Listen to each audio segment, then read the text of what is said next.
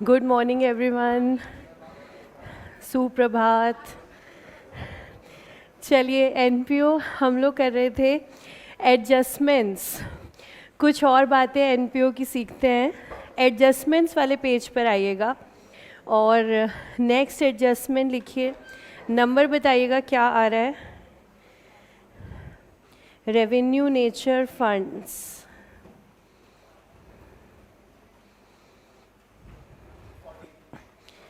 14th adjustment.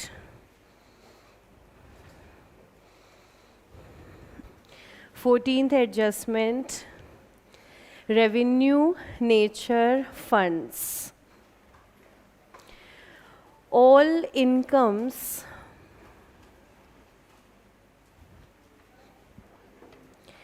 and all expenses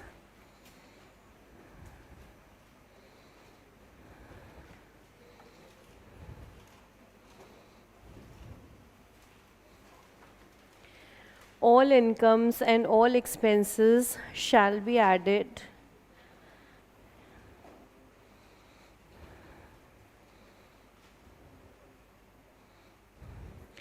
and deducted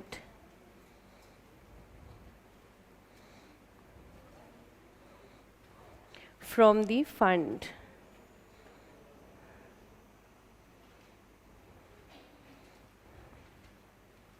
If expenses exceeds income,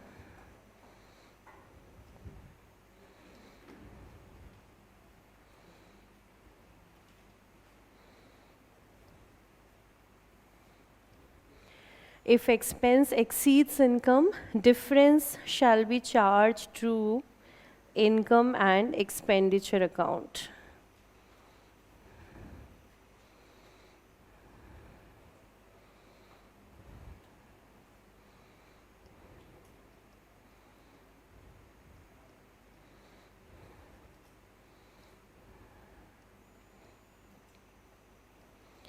For example, match fund,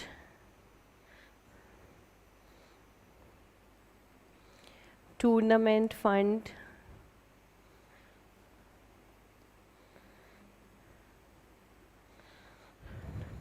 etc. In funds को हम कहते हैं revenue nature funds. जो कुछ ऐसी ट्रांजैक्शंस के लिए बनाए गए हैं जो रेगुलरली हेल्ड होती रहती हैं। अब मान लीजिए cricket match every year arrange हो सकता है या 7-8 सालों में एक बार होगा। एवरी ईयर अरेंज होगा। कोई भी आपका टूर्नामेंट है वो हर साल अरेंज होगा। ये जो ट्रांजैक्शंस रेगुलरली चलती हैं, अगर इसके लिए कोई फंड बनाया गया है तो उसको हम क्या कहते हैं? Revenue nature fund. फंड ये जो वर्ड है ये एनपीओ की बुक्स ऑफ अकाउंट्स के अंदर कब आता है? इसका जन्म होता है डोनेशन के समय पर। ये फंड वर्ड आएगा ही कब? जब किसी ने हमें डोनेशन दी है और डोनेशन के साथ साथ हमें क्या बता दिया है? पर्पस। कह रहे इस पैसे को इसी चीज़ के लिए यूज़ करना है। तो अगर डोनेशन स्पेसिफिक है, अगर डोनेशन स्पेसिफिक है तो एनपीओ को अपनी बुक्स में क्या क्रिएट करना पड़ेगा? फंड। तो फंड शुरुआत कहाँ से हो रही है? डोनेशन के आने से। पर्पस स्पेसिफिक है तो बुक्स में आया है फंड। अब फंड रेवेन्यू नेचर है तो अकाउंटिंग डिफरेंट है, कैपिटल नेचर है तो अकाउंटिंग डिफरेंट है। रेवेन्यू में क्या करना है? कोई भी खर्चा और कोई भी इनकम फंड में ऐड करते जाइए और खर्चा फंड में से माइनस करते जाइए। बाई चांस खर्चा ज़्यादा हो जाए तो क्या करना? जितना ज़्यादा है वो इनकम एंड एक्सपेंडिचर से चार्ज कर लेना। आइए ज़रा एक क्वेश्चन देखते हैं। अब आपकी बुक्स निकालिएगा। क्वेश्चन नंबर 5 देखेंगे, रेवेन्यू नेचर फंड।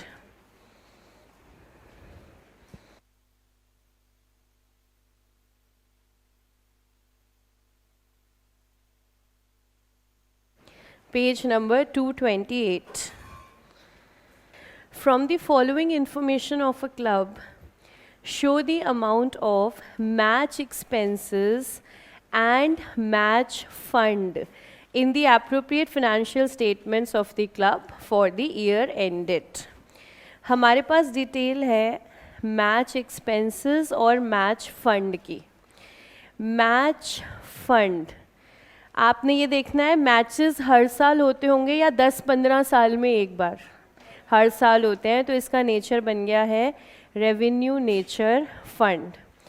क्योंकि आपको पता है क्वेश्चन आपका दोस्त है, दोस्त आपका शैतान है, ज़रूरी नहीं है वो बताए कि ये कैसा नेचर है, आप खुद चेक करोगे फ्रीक्वेंसी से. अच्छा, मान लीजिए लिखा हो बिल्डिंग फंड, कैपिटल नेचर.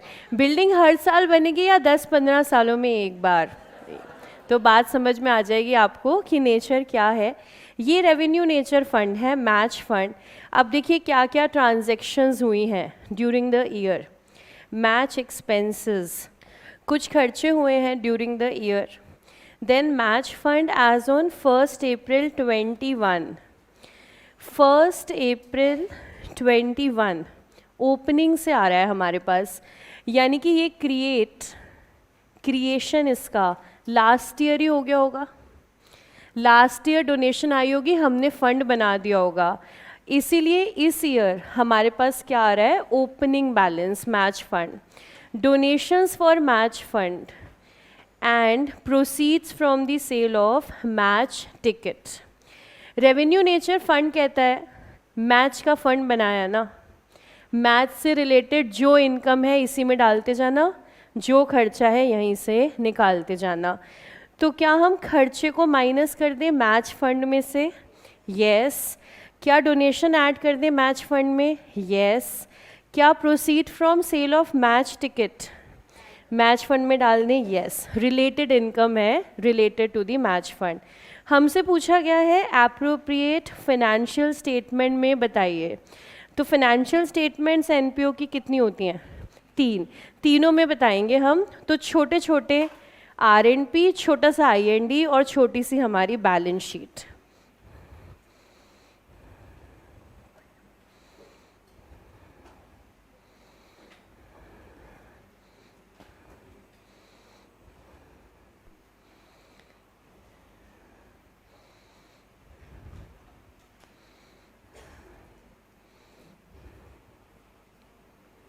हम चेक करेंगे तीनों स्टेटमेंट्स में क्या क्या इम्पैक्ट जाएगा.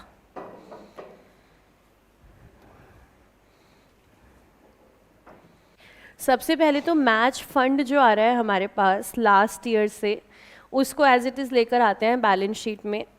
लास्ट ईयर से मैच फंड,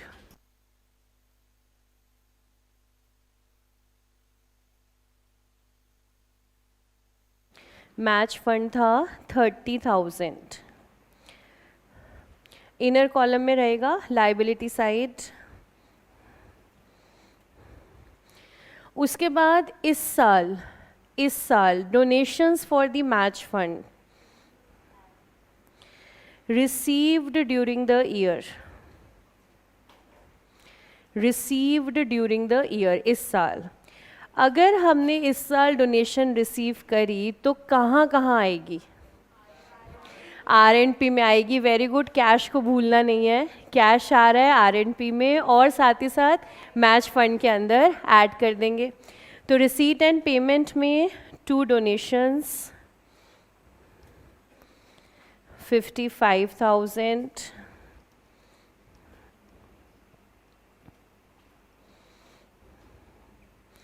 कैश रिसीव किया और मैच फंड में जाकर के ऐड किया. हमारे पास आ गई हैं डोनेशंस इस साल 55 की. उसके बाद sale of match tickets during the year. इस साल टिकट्स बेची. जैसे अभी कोल्ड प्ले की टिकट्स लॉन्च हुई थी, कब हुई थी मैम? पता ही नहीं चला.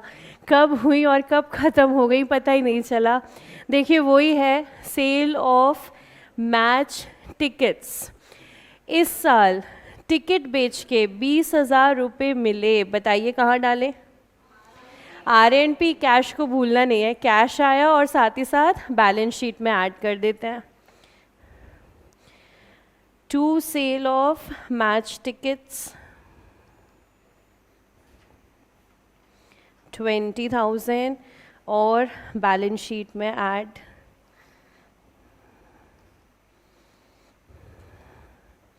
खर्चा हमेशा लास्ट में देखेंगे, पहले चेक करें फंड है कितना हमारे पास, इसलिए पहले हमने इनकम्स को रिकॉर्ड किया. अब इनकम रिकॉर्ड हो गई, अब खर्चे पर आते हैं. मैच का खर्चा हुआ 1,10,000. मैच का खर्चा हुआ 1,10,000. चलो देखें फंड कितना है, 1,05,000. अगर 1,05,000 में से मैं माइनस कर दूं 1,10,000 तो फंड हो गया -5,000. ऐसा कुछ बुक्स ऑफ अकाउंट्स में होता ही नहीं है.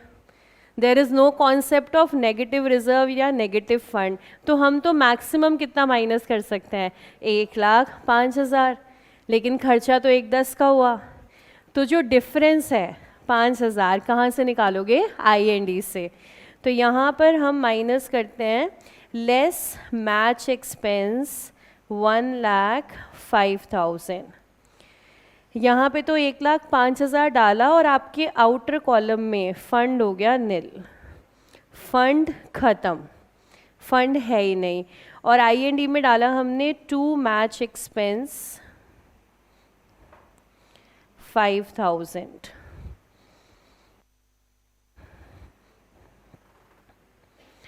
और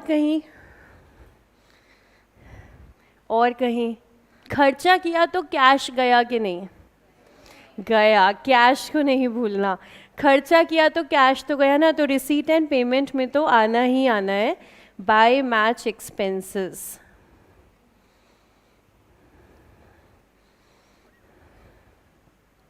कितना अमाउंट, 1,10,000.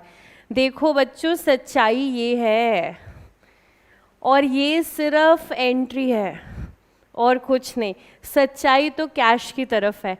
आपने खर्चा करा तो 1,10,000 तो गया ना, तो रिसीट एंड पेमेंट से आउटफ्लो तो 1,10 का ही होने वाला है. अब उस 1,10 की अकाउंटिंग कैसे कर रहे हो आप, तो 1,05,000 फंड से निकाला और 5,000 इनकम एंड एक्सपेंडिचर में डाला. मतलब इन तीनों में से कैश कहाँ है, इन तीनों में कैश कहाँ है, R&P में. तो ये IND और बैलेंस शीट में है क्या, सिर्फ एंट्री, सिर्फ अकाउंटिंग एंट्री. वही खेल रिजर्व्स के साथ है. रिजर्व सिर्फ एक एंट्री है, पैसा कहाँ है, एसेट साइड.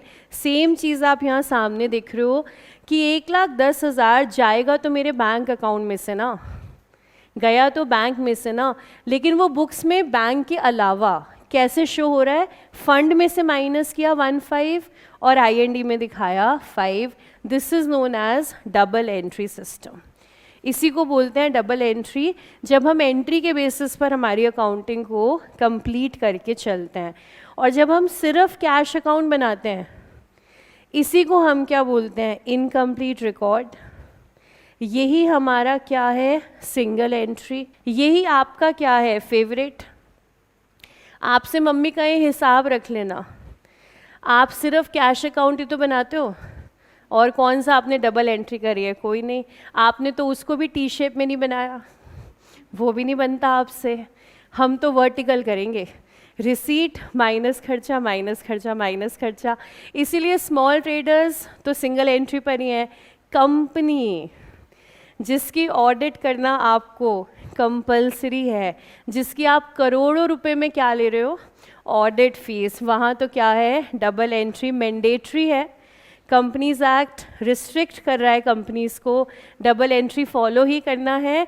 और फिर हमारे अच्छे अच्छे CAs से क्या करवाना है, ऑडिट. और इन सब अच्छे अच्छे CAs को कितने पैसे देने हैं, कुछ करोड़ जो है दे देना, जिसको हम क्या कहेंगे, ऑडिट फीस. तो बताइए revenue nature fund clear. Accounting.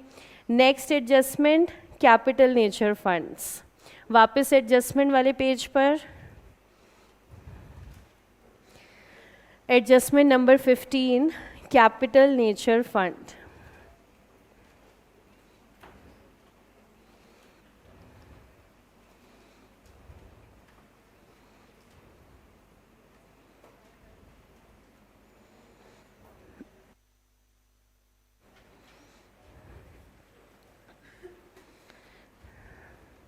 Capital nature funds. Fund shall be shown as liability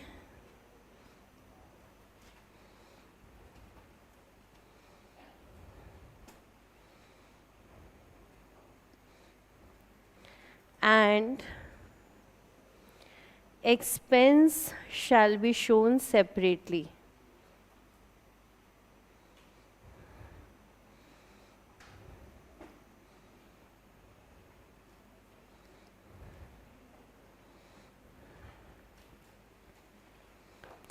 Later,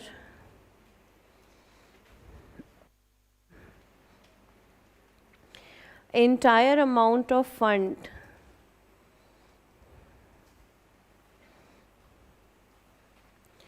shall be transferred to capital fund.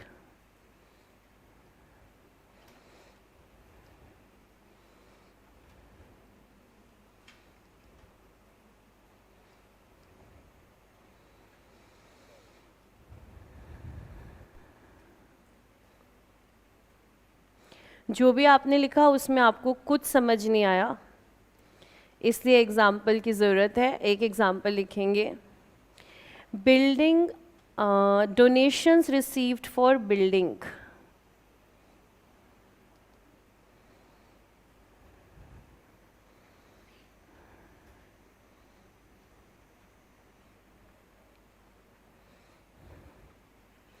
Donation received for building 20 lakh.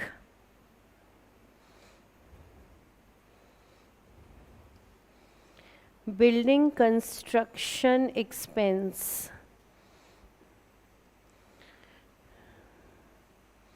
first year 7 lakh.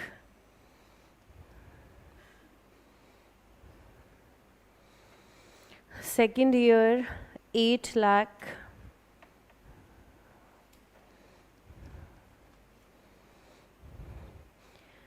Third year 4 lakh. मान लीजिए हमारी NPO है एक temple और हम अब बना रहे हैं एक नया मंदिर किसी और एरिया में। तो ऑलरेडी मंदिर है और अब हम एक नया मंदिर बना रहे हैं और हमने डिवोटीज़ को बोला है कि आप इस मंदिर की कंस्ट्रक्शन में दान दें। तो लोगों ने हमें पैसा दिया, तो वो स्पेसिफिक होगा या जनरल? ये स्पेसिफिक है, क्योंकि लोग कह रहे हैं कि जो आप नया मंदिर बना रहे हो, जो आप नई बिल्डिंग बना रहे हो, उसमें ये पैसा लगा लेना।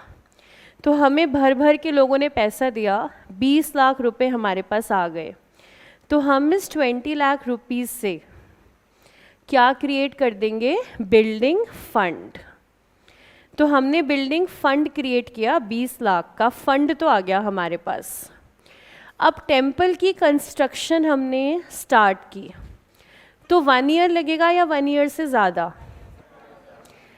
और यही हमारा चेक भी होता है, जिस भी खर्चे में 1 साल से ज़्यादा का टाइम लगता है, उससे रिलेटेड फंड को हम क्या मान लेते हैं? Capital nature fund.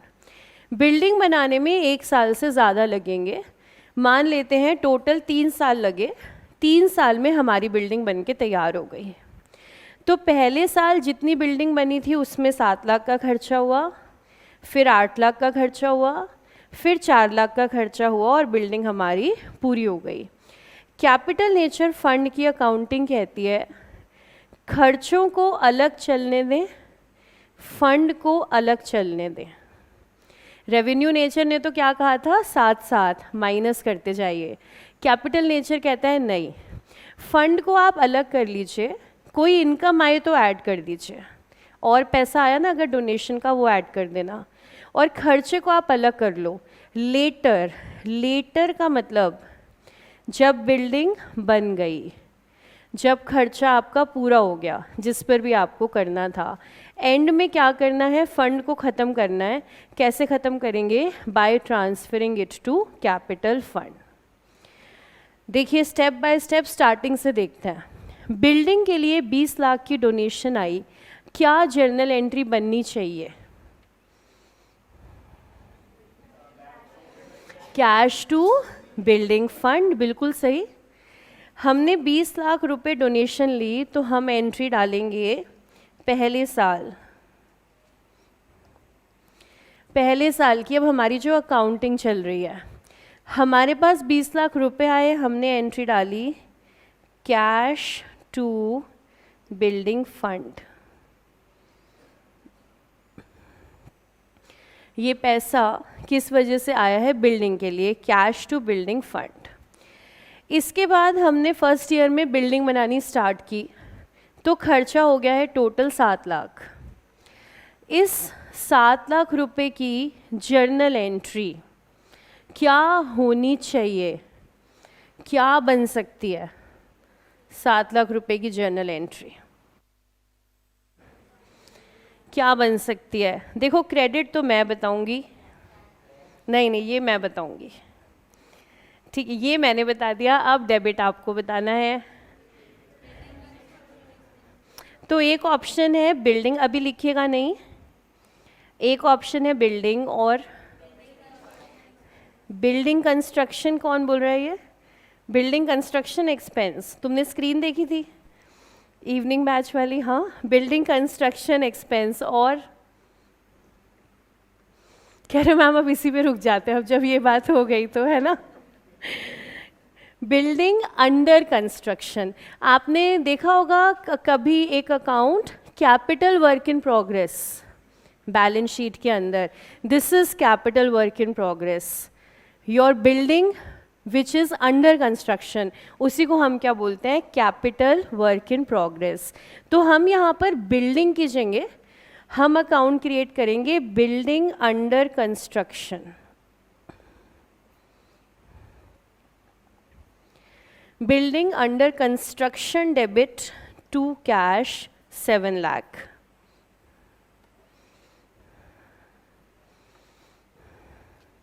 अब यहाँ पर हम फंड में से माइनस क्यों नहीं करते ये समझिएगा। अकाउंटिंग है, माइनस नहीं करना खर्चे को साथ साथ। सोचिए अगर ऐसा नहीं होता, मान लीजिए हमें अलाउड होता कि आप कर दो फंड में से माइनस, तो हम एंट्री क्या बनाते? बिल्डिंग फंड टू कैश बनाते। अब ये कॉन्सेप्ट चल रहा है हमारा, ठीक है। एंट्री अभी ये है, हम ये समझ रहे हैं कि ना ये डिफरेंट क्यों है अकाउंटिंग। मान लीजिए हमें कह दिया जाता कि आप माइनस कर दो फंड में से, तो हम एंट्री यही बनाते ना, बिल्डिंग फंड टू कैश, कितने से? 7 लाख से। अगर आप ये एंट्री बनाते तो क्या बुक्स में कोई एसेट क्रिएट हुआ? क्या बुक्स में कोई एसेट क्रिएट हुआ? नहीं, क्योंकि एसेट डेबिट नहीं हुआ ना। आपने तो फंड को डेबिट करा है, तो आपने तो फंड को कम करा है, एसेट क्रिएट नहीं हुआ। अगर एसेट जर्नल में नहीं है तो लेजर में नहीं है, तो ट्रायल बैलेंस में नहीं है, तो बैलेंस शीट में भी नहीं है। तो बैलेंस शीट में बिल्डिंग डालनी है, उड़ानी नहीं है, क्योंकि आपकी बिल्डिंग कंस्ट्रक्ट होना स्टार्ट हो गई ना, तो capital work in progress balance sheet में जाना चाहिए। तो अगर आपने ये एंट्री डाल दी तो बिल्डिंग बुक्स में आई ही नहीं, बिल्डिंग का बुक्स में आना ज़रूरी है। अच्छा, फिर हो सकता है दूसरा ऑप्शन, आपने कहा मैम ऐसे कर लेते हैं, building fund to building under construction या बिल्डिंग इन प्रोग्रेस, ऐसे डाल दें। ऐसे डाल दें तो, अगर ऐसे डाल दें तो एसेट तो हुआ ही नहीं, ये तो कुछ अलग ही खेल चल रहा है यहाँ पर। आपने बिल्डिंग इन प्रोग्रेस को कर दिया क्रेडिट, तो क्या ये इनकम है? नहीं। तो क्या ये लायबिलिटी है? नहीं। इसीलिए क्योंकि ये पॉसिबल नहीं है। तो कैपिटल नेचर फंड में क्या करना है, खर्चे को अलग चलाइए, इनकम को अलग चलाइए, ताकि हमारी बुक्स में बिल्डिंग क्रिएट हो। अब जब आपने ये जर्नल एंट्री डाल दी, building under construction to cash, तो क्या ये डेबिट क्रिएट हो गया? बिल्डिंग अंडर कंस्ट्रक्शन यानी कि मैंने एसेट जो है क्रिएट कर लिया। तो ये 2 जर्नल एंट्री बनेंगी। अब इसके साथ देखिए बैलेंस शीट। अब हमारी बैलेंस शीट दिख कैसी रही है? तो हमारी बैलेंस शीट में इधर है बिल्डिंग फंड 20 लाख और एसेट पर है बिल्डिंग अंडर कंस्ट्रक्शन 7 लाख या building in progress.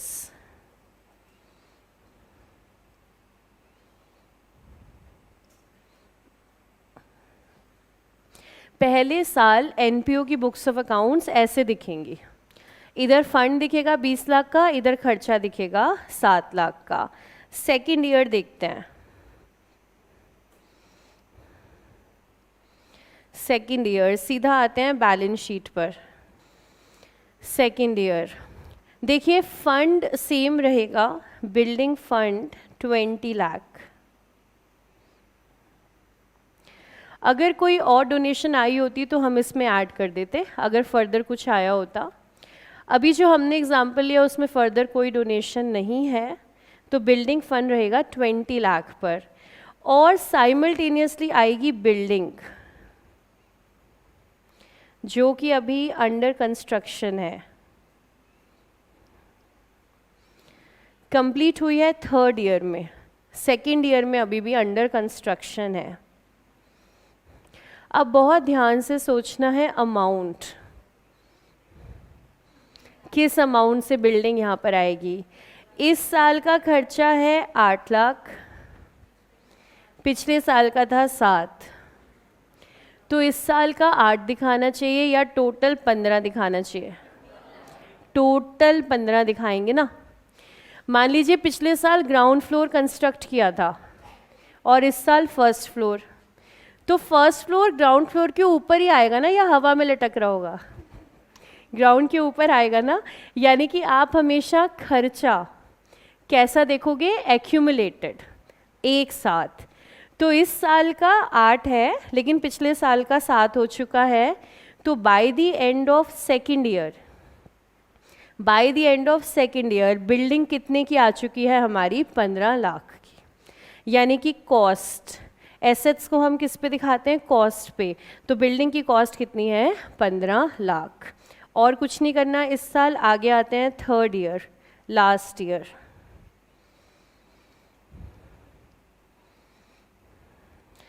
Last year building बन गई है, बिल्डिंग पूरी हो गई है। अब लास्ट ईयर हम क्या करेंगे? देखिए हमारी बैलेंस शीट में एक तो है कैपिटल फंड, ये तो चल ही रहा है, और साथ ही साथ है बिल्डिंग फंड 20 लाख का। अब जब हम आ गए लास्ट ईयर में कि बिल्डिंग कंप्लीट है, अब इस फंड को ख़त्म कर देना है, तो हम यहाँ से माइनस कर देंगे 20 लाख, ये ख़त्म हो गया, और कैपिटल फंड में जा कर के ऐड कर देंगे 20 लाख। तो स्पेसिफिक फंड को हटा देना है by transferring it to capital fund. Journal entry यहाँ पर जो हमारी बन जाएगी, मन में सोच लीजिए, एक फंड को ख़त्म करना है, दूसरे फंड में ट्रांसफ़र करना है। एंट्री यहाँ बन जाएगी building fund debit to capital fund.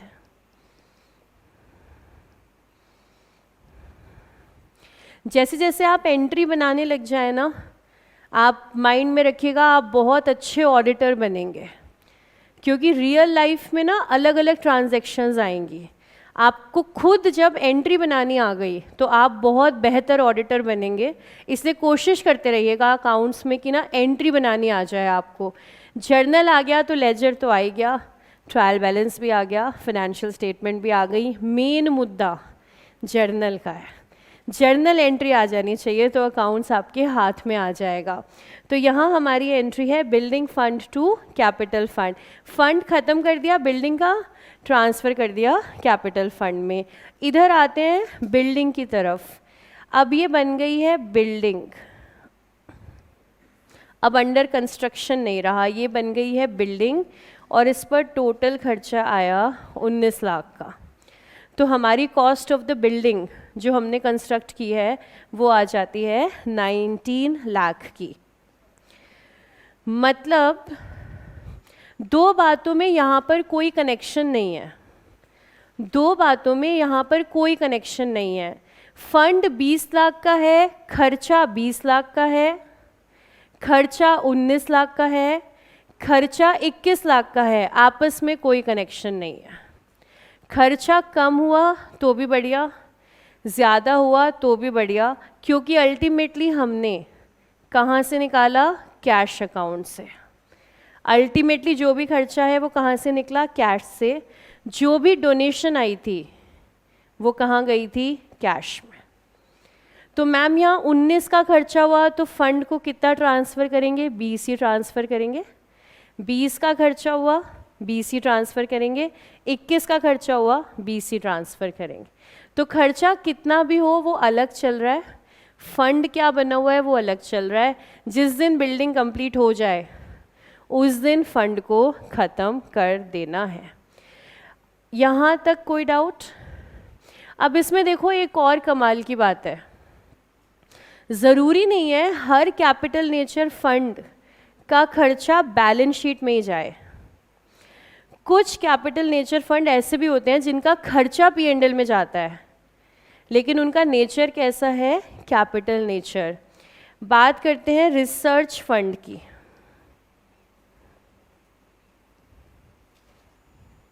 Research fund, किसी भी चीज़ पर रिसर्च करनी हो कितना समय लगता है? 1 साल से कम या 1 साल से ज़्यादा? 1 साल से ज़्यादा। अभी टाटास की रिसर्च चल रही है कैंसर की मेडिसिन पर, उन्होंने टैबलेट बना भी लिया है, टैबलेट बन भी गई है, अभी वो टेस्टिंग के अंदर ही है। रिसर्च में कितना टाइम लगा उनको? 12 साल। तो रिसर्च में समय जो है वो 1 साल से ज़्यादा लगता है। तो अगर रिसर्च फंड है तो नेचर कैसा हुआ? Capital nature. ठीक है। अब पहला साल बीता, रिसर्च पे खर्चा हुआ 10 लाख का। पहला साल बीता, टैबलेट बनी नहीं है, तो हम रिसर्च कर रहे हैं, एक्सपेरिमेंट कर रहे हैं, उसमें सामान आ रहा है, खर्चा हो रहा है, सैलरी जा रही है, जो इंजीनियर्स वहाँ पे लगे हुए हैं, जो लोग इसकी टेस्टिंग कर रहे हैं, जो मशीन्स भी आ रही हैं, जिस भी तरीके से टैबलेट का सारा काम हो रहा है, खर्चा 10 लाख का हुआ। इसको P&L ले जाएं कि बैलेंस शीट? अगर बैलेंस शीट ले जाएं तो किस नाम से? ये बैलेंस शीट में नहीं जाएगा, तो ये खर्चा कहाँ जाएगा? P&L में। तो रिसर्च फंड कैसे चलेगा? रिसर्च फंड चलता जाएगा बैलेंस शीट में, रिसर्च का खर्चा जाता जाएगा P&L में, और जब आपकी रिसर्च कंप्लीट हो गई, अब हमने कहा फंड को हटा दो, ट्रांसफ़र कर दो कैपिटल फंड में, और इधर एसेट पर थोड़ा आगे ले जाती हूँ, क्या होगा? रिसर्च कंप्लीट होते ही ट्रेडमार्क, पेटेंट, कॉपीराइट आ जाएगा। जहाँ पर भी आप काम कर रहे थे वो कंप्लीशन हुई तो आपका कोई पेटेंट क्रिएट हो जाएगा, और पेटेंट रजिस्टर होते ही हमारी बैलेंस शीट के अंदर एसेट साइड पर आ जाएगा। हालांकि वो थोड़ी आगे की बात है, अगर नहीं भी समझ पा रहे कोई बात नहीं। रिसर्च फंड बैलेंस शीट में दिखता रहेगा और रिसर्च का खर्चा P&L के अंदर दिखता रहेगा। बताइए, फंड्स की अकाउंटिंग क्लियर? किसी के मन में कोई डाउट? चलिए फिर एक क्वेश्चन सॉल्व करते हैं। अब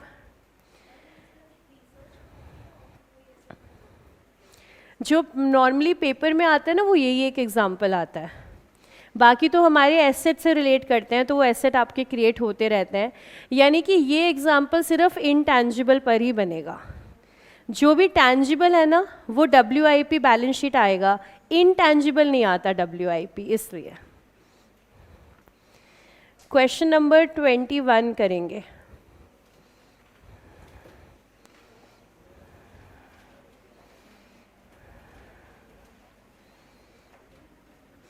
page 239, question 21।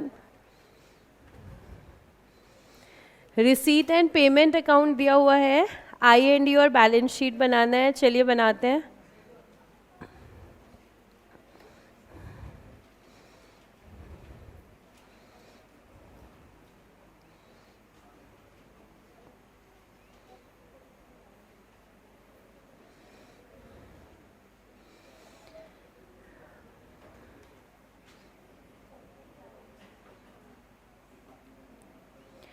in the books of Jeevan Hospital.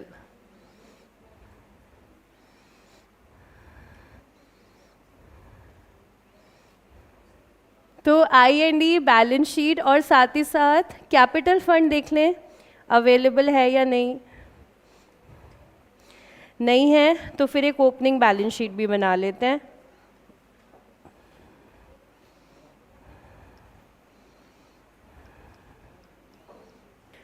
करें स्टार्ट. क्वेश्चन नंबर 21 हमारे पास है एक रिसीट एंड पेमेंट अकाउंट. एक बार एडजस्टमेंट देखते हैं. Building under construction, hospital equipment, building fund, subscriptions and investment. चलिए रिसीट साइड पर आते हैं. सबसे पहले balance brought down cash and bank. इसको कहाँ ले जाएं? ओपनिंग बैलेंस शीट में कैपिटल फंड के लिए. तो working note, opening balance sheet, cash and bank.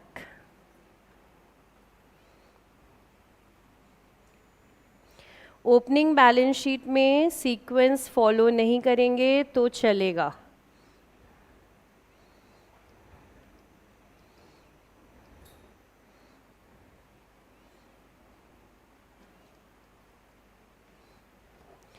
After opening balance, subscriptions. Subscriptions for 2020, 2021, 2022. तो हमारा ईयर कौन सा है? 2021. ये है करंट ईयर, यानी कि 2020 प्रीवियस ईयर और 2022 नेक्स्ट ईयर. R&P में तीनों सब्सक्रिप्शन दी हुई हैं और एडजस्टमेंट देखें. Subscription in arrears as on 31st December 20, 31st December 20, यानी कि लास्ट ईयर. एरियर्स मतलब आउटस्टैंडिंग. लास्ट ईयर का आउटस्टैंडिंग 6500. तो इस ईयर का कुछ आउटस्टैंडिंग नहीं, इस साल का तो कुछ आउटस्टैंडिंग नहीं है. पिछले साल का चल रहा है 6500. पिछले साल 6500 आना बाकी था. देखें 65 इस साल आया कि नहीं आया. लास्ट ईयर के 6500 में से इस साल सिर्फ कितना आया? 5100. लास्ट ईयर 65 आउटस्टैंडिंग था तो हमें लगा था इस ईयर आएगा, लेकिन इस ईयर भी कितना आया? 51. यानी कि अभी भी 1400 जो है वो क्या है? आउटस्टैंडिंग, पिछले साल वाला. तो क्या हमें ये समझ में आता है कि करंट ईयर का सब्सक्रिप्शन कितना है? सबसे पहले तो करंट ईयर की बात करें. देखिए 2021 सिर्फ यही अमाउंट है और कोई अमाउंट तो है ही नहीं. इसका मतलब करंट ईयर का सब्सक्रिप्शन, करंट ईयर का तो कितना है? बिना किसी शक के 24,500. ये बिल्कुल क्लियर है. Current year subscription is 24,500. पहले करंट ईयर पोस्ट कर देते हैं. करंट ईयर कहाँ पर आएगा? इनकम एंड एक्सपेंडिचर में.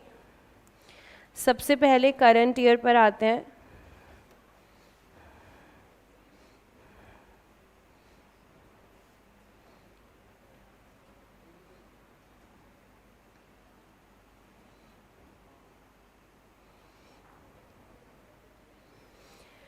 करंट ईयर का सब्सक्रिप्शन 24,500.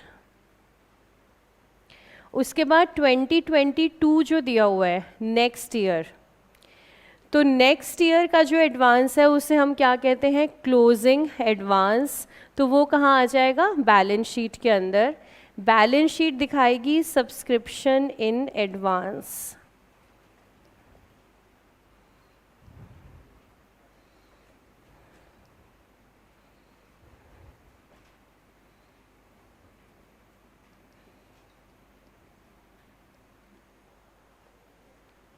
उसके बाद लास्ट ईयर का आउटस्टैंडिंग है 6500। पहले तो लास्ट ईयर की बैलेंस शीट, लास्ट ईयर की बैलेंस शीट दिखाएगी सब्सक्रिप्शन ड्यू 6500।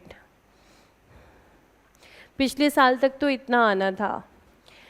इस साल 65 में से 51 आ गया, लेकिन 14 अभी भी नहीं आया। तो हमारी इस साल की बैलेंस शीट दिखाएगी सब्सक्रिप्शन ड्यू 1400। 1 मिनट एसेट्स देख लें। Building equipment, furniture, investments, around 5-6 lines के बाद सब्सक्रिप्शन ड्यू 1400।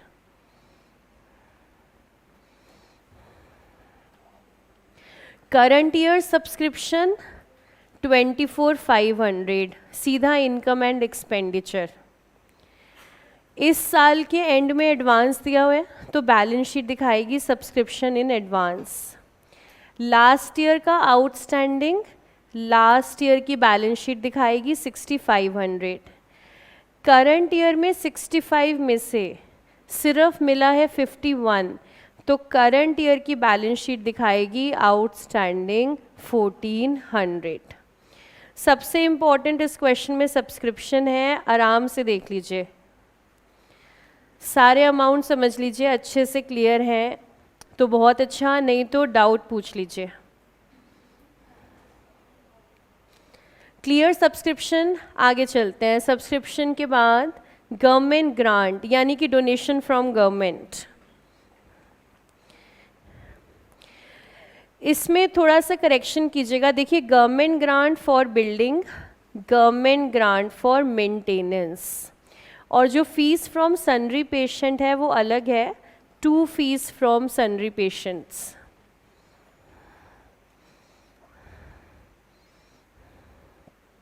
तो गवर्नमेंट ग्रांट है 2 चीज़ों के लिए, बिल्डिंग और मेंटेनेंस। बिल्डिंग के लिए आ रही है तो स्पेसिफिक है, जब गवर्नमेंट कह रही है फॉर बिल्डिंग, और जब गवर्नमेंट कहती है फॉर मेंटेनेंस, तो मेंटेनेंस मतलब किसी भी चीज़ का, नॉर्मल रिपेयर्स एंड मेंटेनेंस, ये है general donation. General donation income and expenditure में जाएगी। Specific donation fund. अब हमें देखना है फंड बनाए इस साल या पहले से बना हुआ आ रहा है। देखिए, पहले से बना हुआ आ रहा है बिल्डिंग फंड 80,000 का। इसका मतलब इस ईयर की ये जो डोनेशन और आई है, इसको कहाँ जाके ऐड कर देंगे हम, बिल्डिंग फंड के अंदर ही। तो चलिए पहले डोनेशन फॉर बिल्डिंग लेकर जाते हैं। बैलेंस शीट में आते हैं, बिल्डिंग फंड,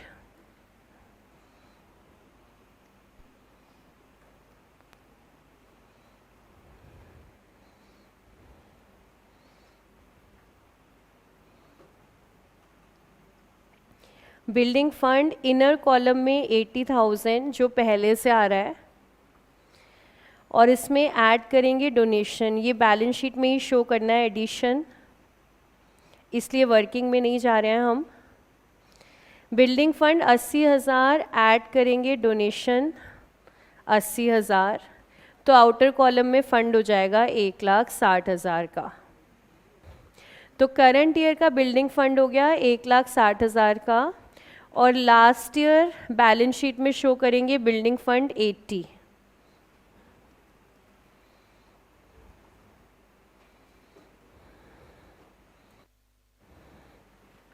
लास्ट ईयर का फंड है 80,000 लास्ट ईयर की बैलेंस शीट में। करंट ईयर में आएंगे तो करंट ईयर में जो डोनेशन आई है 80,000, वो कहाँ ऐड कर देंगे हम, फंड में।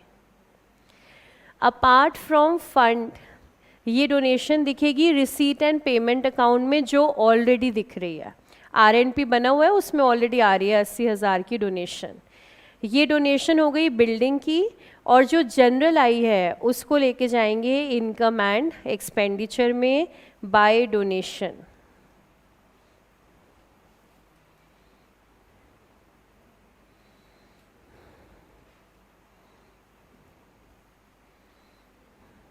General donation IND, specific donation add to the fund.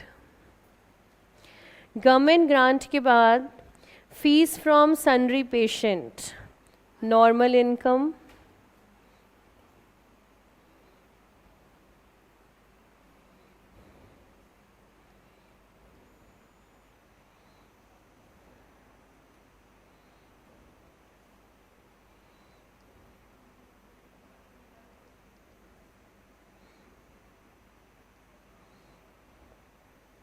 Then again donations, पहली वाली गवर्नमेंट से थी, ये जनरल पब्लिक से होंगी, फिर से IND, by donations,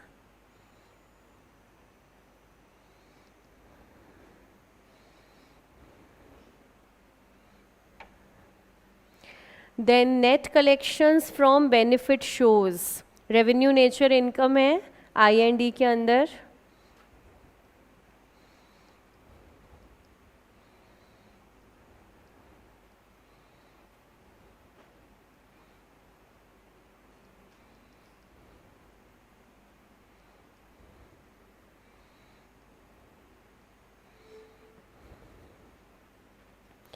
receipt complete, payments, salaries 31,200, जिसमें 2020 की है 7,200।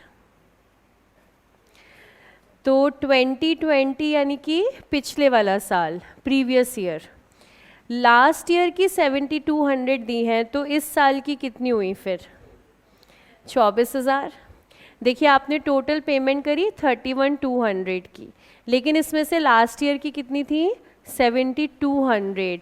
इसका मतलब करंट ईयर की कितनी आ गई? 24। अगर आपने पे किया 31,200, लेकिन उसमें लास्ट ईयर का पे किया 7,200, तो करंट ईयर का फिर कितना पे किया? 24,000। तो आइए ज़रा इनकम एंड एक्सपेंडिचर के अंदर,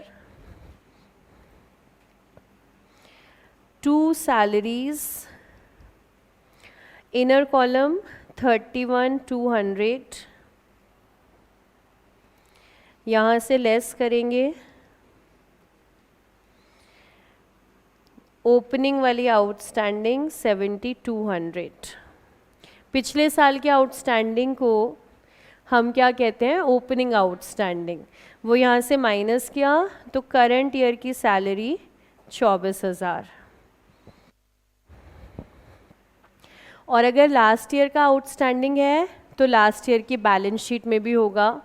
तो लास्ट ईयर की balance sheet, salary outstanding,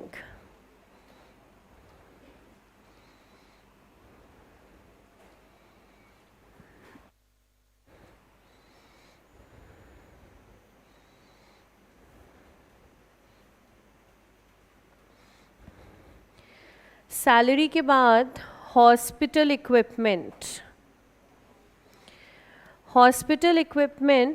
17,000 current year की पेमेंट है। प्रीवियस ईयर्स में देखें क्या है hospital equipment. Value of equipment as on 31/12/21 closing balance.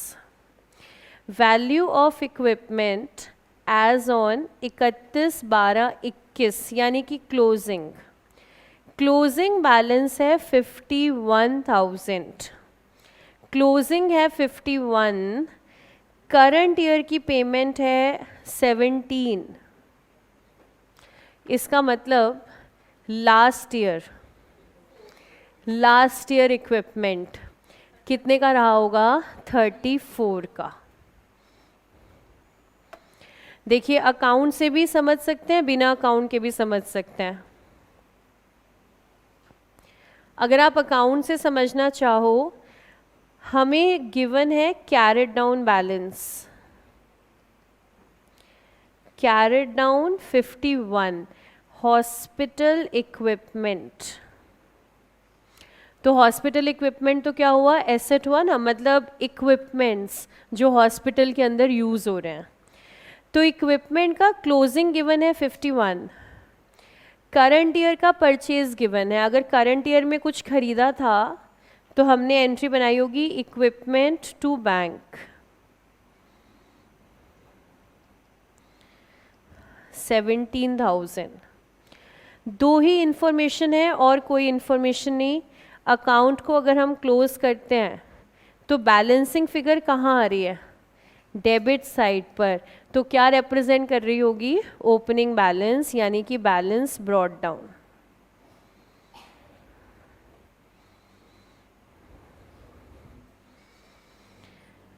तो इसको हम फाइनेंशियल स्टेटमेंट में कहाँ कहाँ लेके जाएंगे, सिर्फ हमारी बैलेंस शीट के अंदर। Opening balance sheet 34, closing balance sheet 51। जो खरीदा था वो रिसीट एंड पेमेंट में ऑलरेडी दिख रहा है। तो हम ओपनिंग बैलेंस शीट में शो करेंगे हॉस्पिटल इक्विपमेंट 34,000, लास्ट ईयर का बैलेंस। बैलेंस ब्रॉट डाउन मतलब लास्ट ईयर का बैलेंस। लास्ट ईयर का है 34, करंट ईयर का है 51।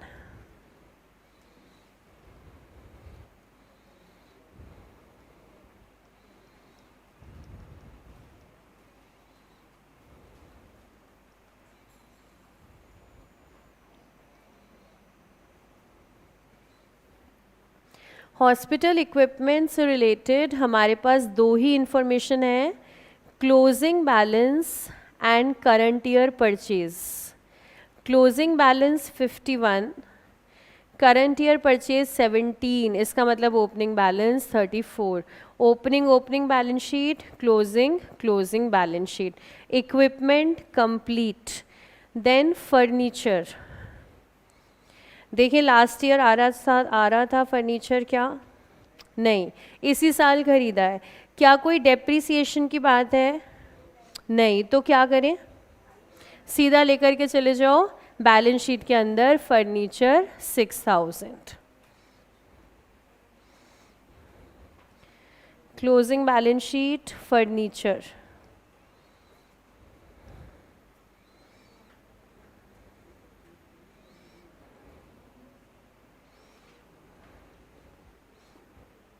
अगर आपकी रिसीट एंड पेमेंट में कोई एसेट आ रहा है, मतलब आपने इस साल खरीदा, डेप्रिसिएशन की कोई बात नहीं है, तो जितने पे खरीदा उतने पर ही दिखाइए बैलेंस शीट के अंदर।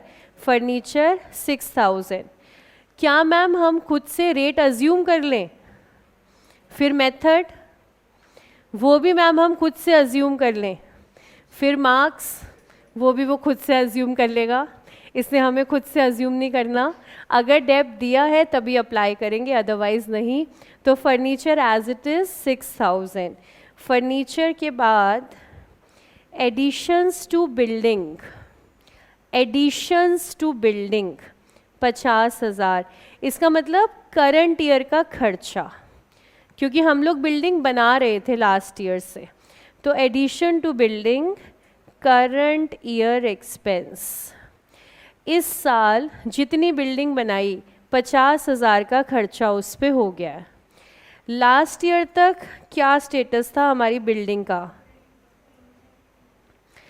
हमें दिया है value of building under construction as on 31/12, फिर 21 पर आ गई है, फिर आपको क्या दे दिया, क्लोजिंग। क्वेश्चन आपका दोस्त है, दोस्त आपका शैतान है, कह रहे मैं तो क्लोजिंग दूंगा, ओपनिंग दूंगा ही नहीं। देखो क्लोजिंग में 1,40,000, मतलब अभी हमने जो एग्जाम्पल किया था, मान लो second year closing 15 lakh, second year का खर्चा 8 लाख, तो क्या फर्स्ट ईयर का खर्चा निकाल सकते हो, कितना? देखो अगर सेकंड ईयर क्लोजिंग दिया है 15, खर्चा दिया है 8, तो पहले वाले साल का कितना खर्चा हो गया, 7 लाख। ऐसे ही हमारे क्वेश्चन में कह रहे हैं क्लोजिंग है 1,40,000 और करंट ईयर का खर्चा है 50,000, तो पिछले साल का 90,000। अगर इस साल के अंत तक खर्चा है 1,40,000 और इस साल का है 50, तो पिछले वाले साल तक कितना खर्चा हो गया था? 90,000। बोलो हाँ कि ना। फिर से देख लो, value of building under construction as on 31/12/21, current year के एंड तक खर्चा हो चुका है 140 का। तो जब हम एंड की बात करते हैं हम हमेशा टोटल एक्सपेंस बताते हैं। बैलेंस शीट में कौन सा खर्चा जाता है? टोटल। आज तक का टोटल खर्चा 1,40,000। इस साल का खर्चा कितना? इस साल का खर्चा 50,000। तो पहले वाले साल का कितना? पहले वाले साल का 90,000। इसका मतलब ओपनिंग बैलेंस शीट में, पिछले साल वाली बैलेंस शीट में, बिल्डिंग अंडर कंस्ट्रक्शन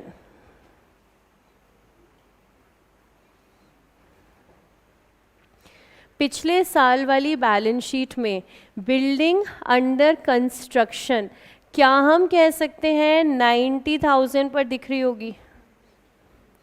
क्योंकि पिछले साल तक खर्चा कितना हुआ था? 90,000 का। कैसे निकाला? सेकेंड ईयर के एंड में 140 का खर्चा, सेकेंड ईयर का खर्चा 50,000, तो फर्स्ट ईयर का खर्चा 90,000। तो ओपनिंग बैलेंस शीट में बिल्डिंग आ रही है 90 की, और क्लोजिंग बैलेंस शीट में, क्लोजिंग बैलेंस शीट में बिल्डिंग कितने की आएगी? 1,40,000 की। तो क्लोजिंग बैलेंस शीट के अंदर बिल्डिंग इन प्रोग्रेस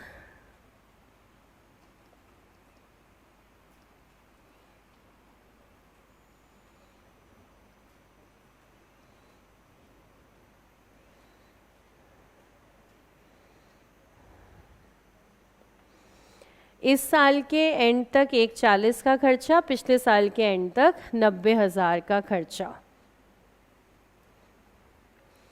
बताइए यहाँ तक कोई डाउट?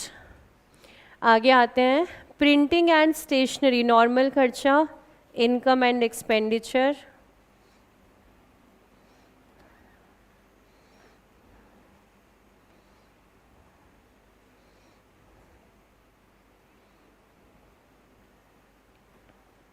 नॉर्मल वाले खर्चे में बहुत मज़ा आता है मैम, बस हमसे कोई प्लस माइनस ना कराए, बाकी सब ठीक है।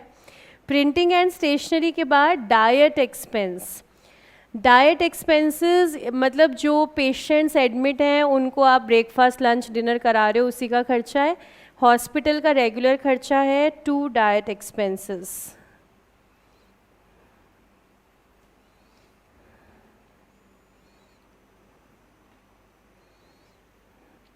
Then rent and rates, inner column में rent and rates total payment हुई है 2,000 की, कैश का आउटफ्लो है 2,000 का, लेकिन इस 2,000 में से हमने 300 पे किए हैं 2022 के लिए। तो 2022 मतलब नेक्स्ट ईयर एडवांस हमने दिया है। अगर 300 रुपये नेक्स्ट ईयर का एडवांस है, इसका मतलब करंट ईयर की पेमेंट बन रही थी 1700। 1700 करंट का बनता था और 300 हमने अगला भी दे दिया, तो हमने दे दिया 2,000, लेकिन IND कितना दिखाएगा? सिर्फ 1700। तो 2,000 में से यहाँ पे लेस करेंगे closing advance,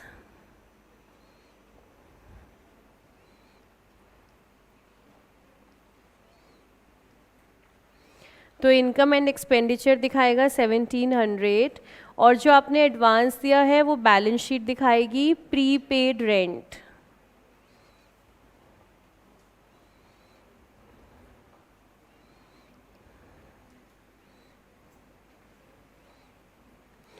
prepaid rent 300, then electricity and water regular expense,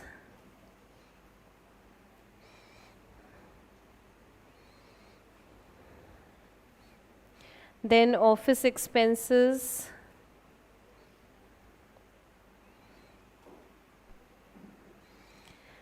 then investments, पहले तो इन्वेस्टमेंट डाल देते हैं 20,000 की।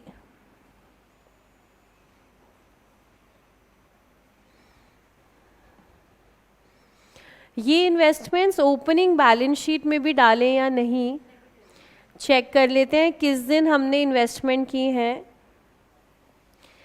1 जुलाई 2021 इन्वेस्टमेंट आपने की है 1 जुलाई 2021, यानी कि इस साल में, तो लास्ट ईयर की बैलेंस शीट में इन्वेस्टमेंट्स नहीं आएंगी। अब इस साल का चेक करते हैं कोई इंटरेस्ट अक्रू हो रहा है या नहीं हो रहा है। कितने महीने का? 6 महीने का, 800 रुपये। 6 महीने तो हमारे पास इन्वेस्टमेंट है तो इंटरेस्ट लेना बनता है। 6 महीने का टाइम पीरियड, इन्वेस्टमेंट पर रेट आ रहा है 8% का, और हमारी इन्वेस्टमेंट्स हैं 20,000 की, तो इन्वेस्टमेंट पर इंटरेस्ट आया 800। हमारा एक लाइन का working note,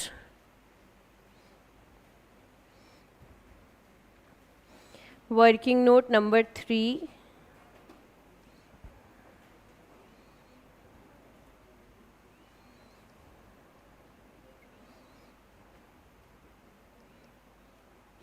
$20,000 into 8% for 6 months।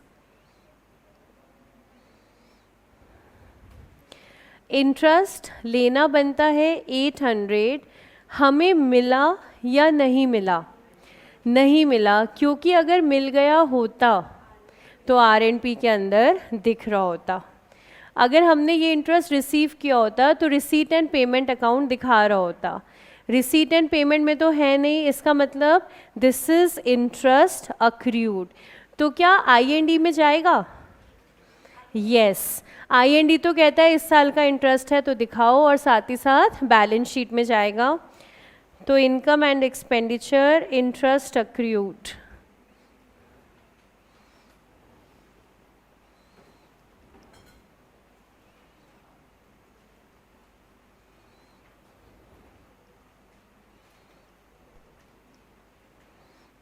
और बैलेंस शीट अक्रूड इंटरेस्ट।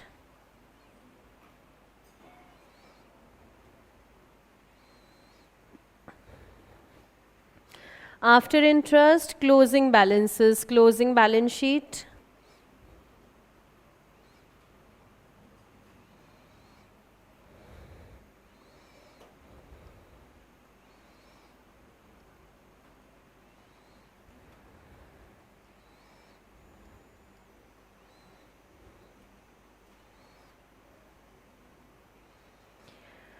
उसके बाद एक बार एडजस्टमेंट्स देख लेते हैं, कुछ रहा तो नहीं। Building under construction balance sheet तक पहुंच गई है। Hospital equipment, fund, subscription, investment, all done. Time to close, let us check capital fund. yes, 49,300 is correct. Capital fund should be 49,300.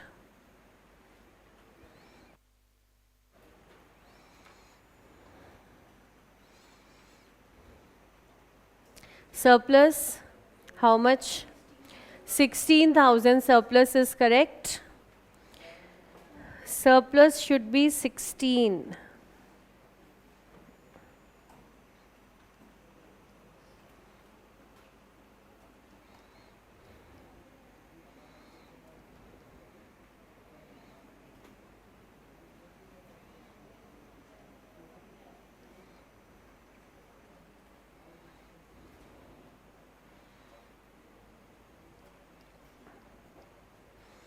देखते हैं बैलेंस शीट मैच हो रही है कि नहीं।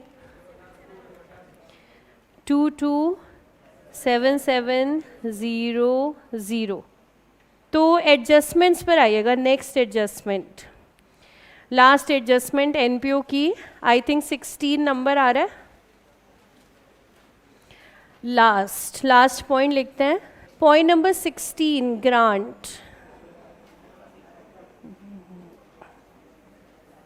ग्रांट का मीनिंग लिखिएगा, any donation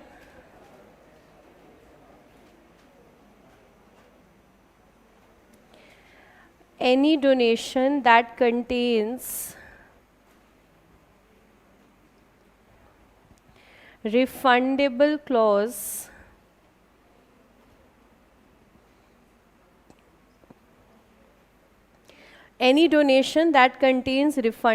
clause is called grant.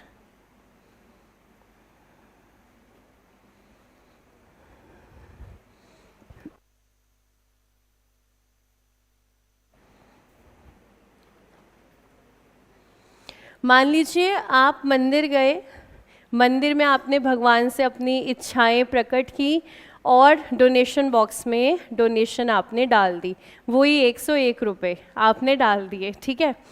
अब भगवान ने आपकी इच्छा पूरी नहीं की, तो क्या आप मंदिर जाके रिफ़ंड क्लेम कर सकते हैं कि मुझे जो है डोनेशन वापस चाहिए? आप क्लेम नहीं कर सकते हैं। इसलिए दान पेटी में आपने जो भी डाला उसको हमने कहा वो क्या है? डोनेशन, ठीक है। But when a donation comes from government, जब भी गवर्नमेंट से आपको डोनेशन मिलती है, गवर्नमेंट आपको दो चीज़ों के बेसिस पर डोनेशन देती है। एक तो क्राइटेरिया होता है प्रोडक्ट, आप कुछ ऐसा बना रहे हो जो इंडियन गवर्नमेंट को चाहिए तो आपको डोनेशन मिलेगी। दूसरा क्राइटेरिया होता है एरिया, आप किसी ऐसे एरिया में फैक्ट्री लगा रहे हैं जो बैकवर्ड है, जिसको डेवलपमेंट चाहिए, आपने फैक्ट्री लगाई है तो गवर्नमेंट आपको डोनेशन देगी। लेकिन गवर्नमेंट की डोनेशन में हमेशा एक क्लॉज रहता है जो है रिफंडेबल क्लॉज।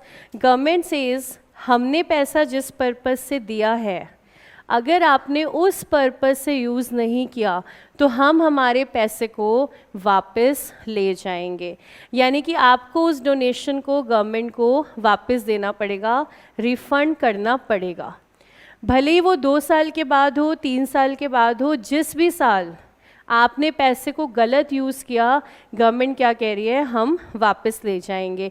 मान लीजिए रिलायंस को पैसा दिया 5G और 6G पर रिसर्च करने के लिए, गवर्नमेंट ने कहा पैसा लीजिए, उन्होंने सारा पैसा लगा दिया अनंत राधिका की मैरिज पर, ठीक है। तो गवर्नमेंट क्या कहेगी? हमारा पैसा आप वापस दे दीजिए। इसीलिए डोनेशंस फ्रॉम गवर्नमेंट, इसको हम क्या कहते हैं? Government grant. तो ग्रांट का मतलब any donation which comes with a refundable clause, ठीक है। अब करते हैं, बस ये छोटी सी बात थी यहाँ पर। अब हम करते हैं एक लास्ट क्वेश्चन एनपीओ का, बहुत ही छोटा सवाल, क्वेश्चन नंबर 8।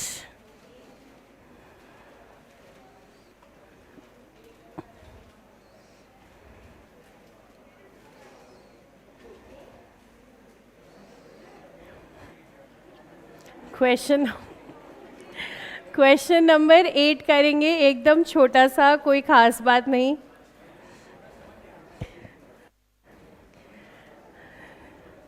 देखिए कितना प्यारा ये सवाल है, आपकी आंखें खुल गई हैं इसको देखकर। तो हमारे पास है एक बैलेंस की स्टेटमेंट रिपब्लिक कॉलेज की, हमारी एनपीओ यहाँ पे कॉलेज है और हमें क्या बनाना है? इनकम एंड एक्सपेंडिचर और बैलेंस शीट। चलिए पहले फॉर्मेट बनाते हैं, दिल को हौसला मिलेगा फिर पढ़ेंगे क्वेश्चन। बड़ा बनाइएगा, इनकम एंड एक्सपेंडिचर, एक पेज ले लीजिए और नेक्स्ट पेज पे बैलेंस शीट। हाँ जी, ट्रायल बैलेंस गिवन है ये आपको।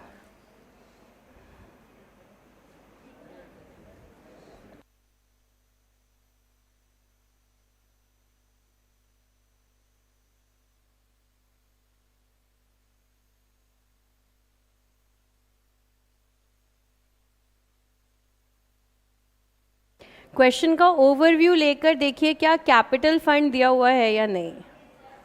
यस, कैपिटल फंड इस बार आपको दिया है, तो ओपनिंग बैलेंस शीट नहीं बनाएंगे।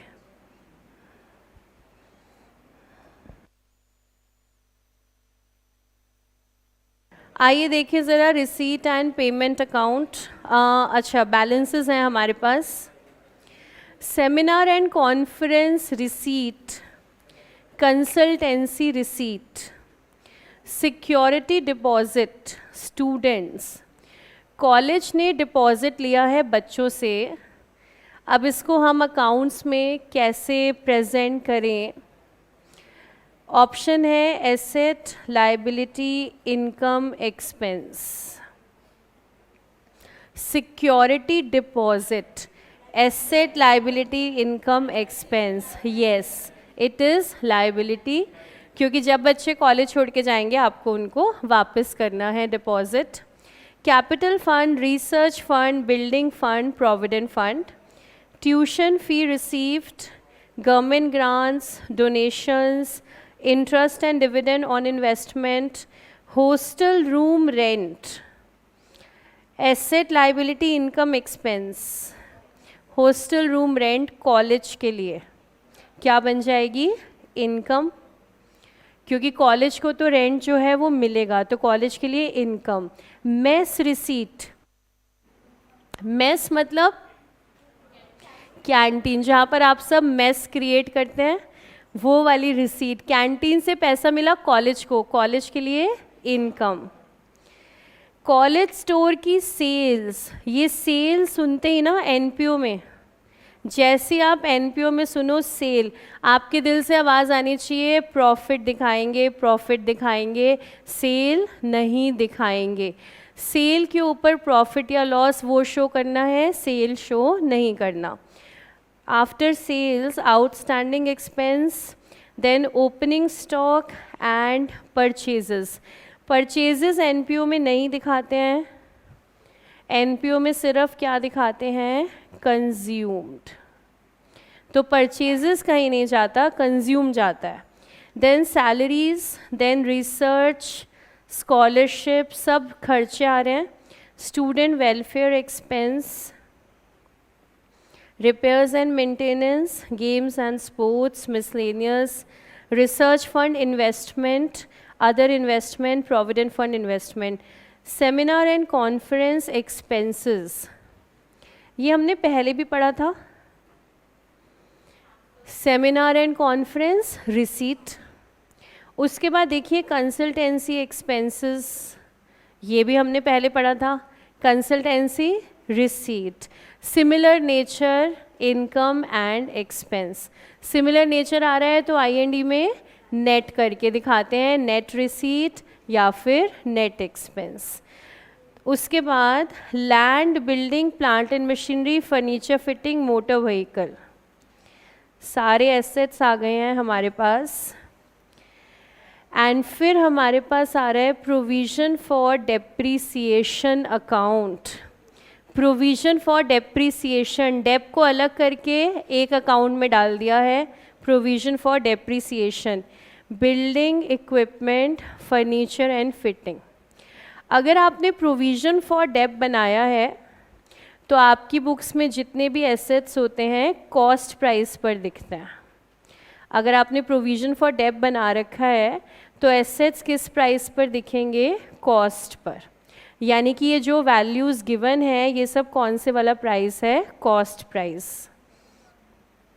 अगर आपने प्रोविज़न नहीं बनाया होता तो हम इन सब वैल्यूज़ को कहते WDV, लेकिन अगर आपने प्रोविज़न बना रखा है तो ये सब वैल्यूज़ क्या शो कर रही हैं? Cost price of the asset.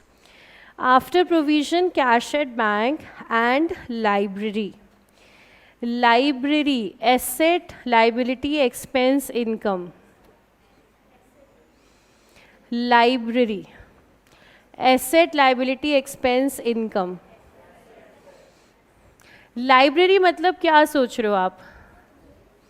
Books के लाइब्रेरी, लाइब्रेरी, लाइब्रेरी बिल्डिंग की बात हो रही है यहाँ पर। So this is your asset, but इसमें प्रोविज़न फॉर डेप नहीं है तो शायद हम इस पर डेप नहीं लगा रहे हैं, बट ये कैसा है नेचर इसका? Asset.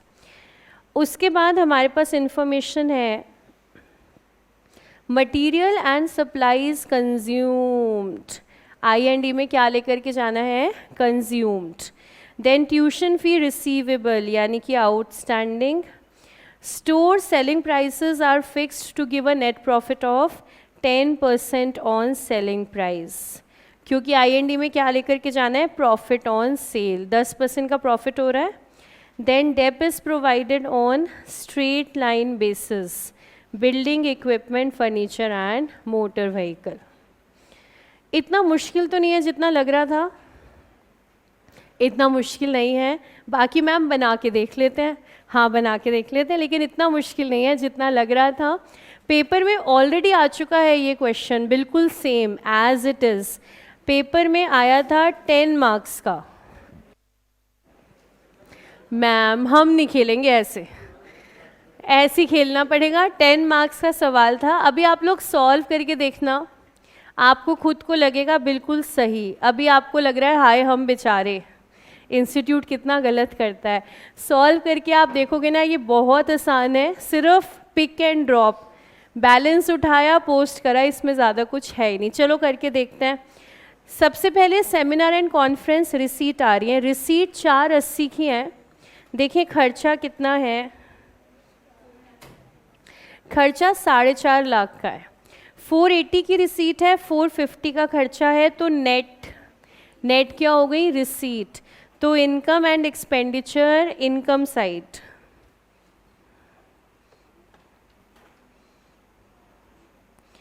Bye seminar and conference, inner column में रिसीट 480,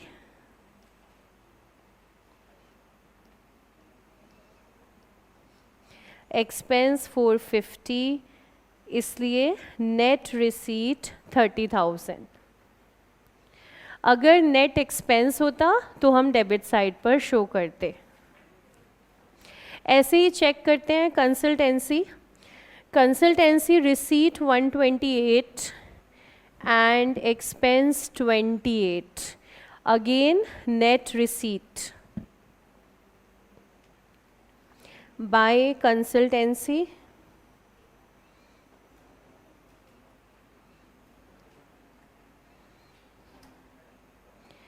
receipt 128, expense 28,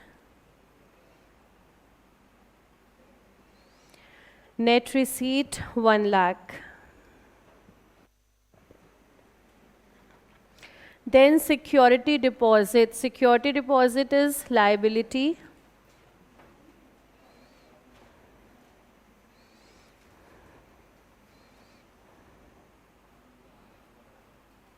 फंड्स पहले आएंगे, डिपॉजिट उसके बाद आएगा।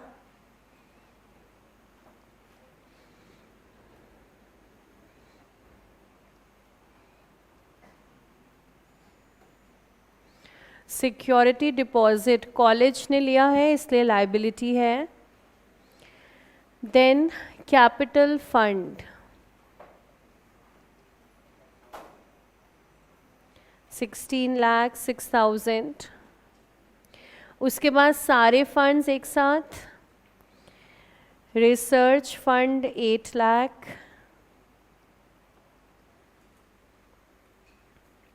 Building fund 25 lakh,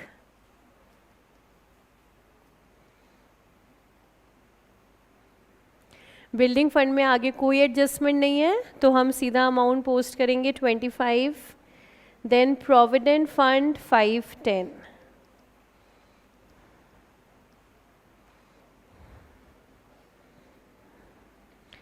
tuition fee received, income and expenditure by tuition fee,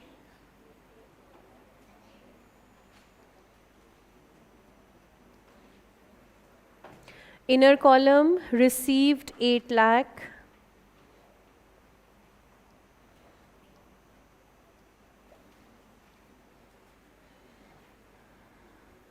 adjustment number 2, tuition fee receivable from government for backward class scholars 80,000। Receivable यानी कि outstanding, कौन से वाला आउटस्टैंडिंग, क्लोजिंग वाला आउटस्टैंडिंग, जब कुछ नहीं लिखा तो closing outstanding. Tuition fee received में ऐड करेंगे आउटस्टैंडिंग 80,000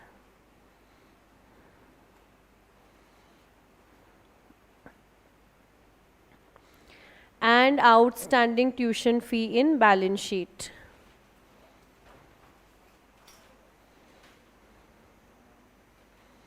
क्या मैम कोई भूत है ये सीए फाउंडेशन का सवाल है। देखो मैंने यहाँ लिखा था, देखो आ गया, देखा क्या ये भूत है, ये जादू है, ये देखो, अरे ये भूत हो सकता है। अब देखो ये ज़्यादा हो रहा है। तो देखो पहले मैंने यहाँ लिखा था सिक्योरिटी डिपॉजिट 150, अब मैंने ग्रीन से लिख दिया, जाएगा तो पता चलेगा। उसके बाद हम यहाँ लिख रहे हैं outstanding tuition fees 80,000।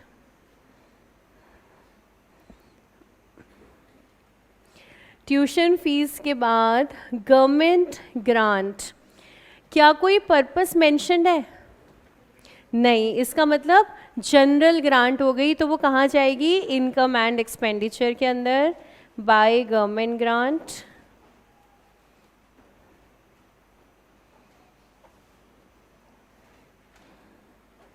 $5 lakh। Then general donations, again IND, by donations,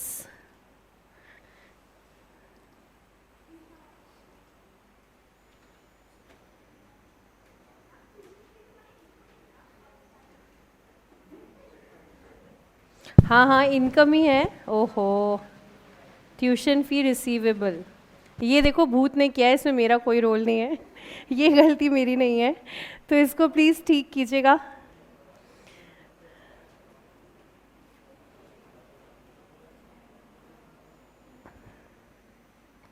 एक ही देखो अच्छी बच्ची है क्लास में जिसने बताया, बाकी बच्चे चुपचाप मज़े ले रहे हैं कि हाँ देखो ये तो रिसीवेबल है, मैम ने यहाँ लिख दिया। कितना मज़ा आ रहा है मैम की गलती पर आपको। एक ही अच्छी बच्ची है, आज से तुम मेरी फेवरेट स्टूडेंट हो।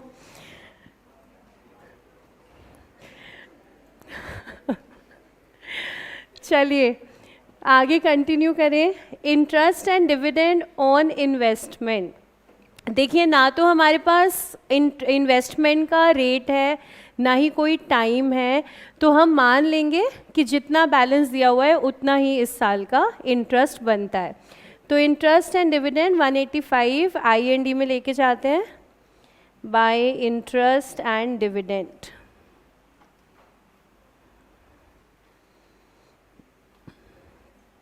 Hostel room rent, mess receipt, दोनों हमारी इनकम है, कॉलेज की इनकम है।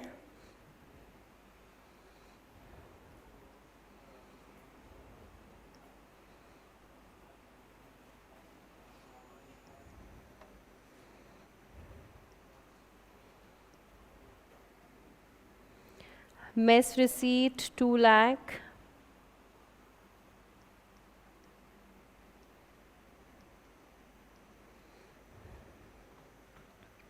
देन कॉलेज स्टोर, सेल के ऊपर प्रॉफिट निकालेंगे हम, बहुत इजी कैलकुलेशन यहाँ पर है। 750 की सेल्स हैं, 10% का प्रॉफिट है, तो प्रॉफिट आ जाएगा 75। बहुत ही आसान calculation, by profit on store sales.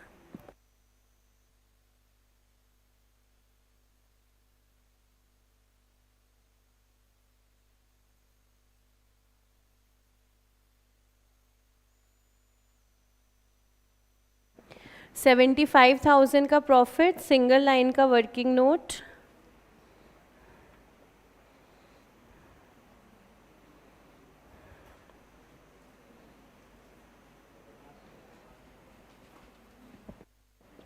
Working note number 1, profit on sales.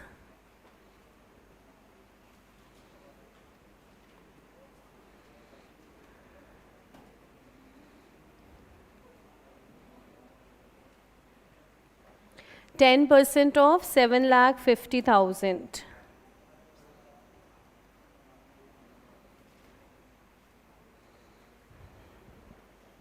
Account के अंदर कैलकुलेशन नहीं कर सकते हैं, अकाउंट के अंदर स्टैंडर्ड कैलकुलेशंस अलाउड हैं, जैसे कि आउटस्टैंडिंग और प्रीपेड। अपार्ट फ्रॉम दिस कोई मल्टीप्लिकेशन अकाउंट के अंदर अलाउड नहीं है, तो वो वर्किंग में ही आपको शो करना पड़ेगा। प्रॉफिट आ गया है 75 का, नो फर्दर पोस्टिंग। सिर्फ इनकम एंड एक्सपेंडिचर में पोस्ट हो जाएगा। आगे बढ़ते हैं, आउटस्टैंडिंग एक्सपेंस।